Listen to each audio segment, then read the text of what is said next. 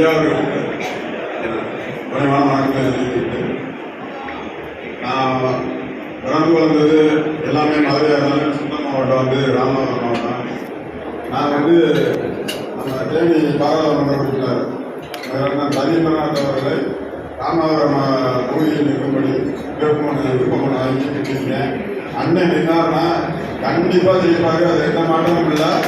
அதில் வெற்றிக்கணியை தேனியில் எப்படி பாஜக அரசில் வெற்றிக்கணி ஐயா பாதத்தில் சமர்ப்பிச்சோமோ அதே மாதிரி ராமநாதபுரம் தொகுதியிலையும் தர்மவரணிய தலைமையில் அண்ணனை நிஜவதி ஜெயிக்க வச்ச வெற்றிக்கணியை ஐயா காலில் சமர்ப்பிக்கிறது எங்களோட பொறுப்பு.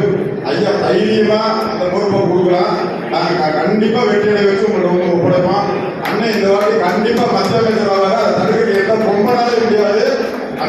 ஐயா வந்து அதை வந்து நான்கு அதை வந்து செஞ்சு கொடுக்க கேட்டுக்கொள்கிறேன். எந்த காரணத்துக்காகவும் கூட்டணின்னு சொல்லி விட்டு கொடுக்குறாங்க. ராமநாதபுரம் தொகுதி அண்ணனுக்கு வாங்கி கொடுத்துருக்கேன். மனசுக்கு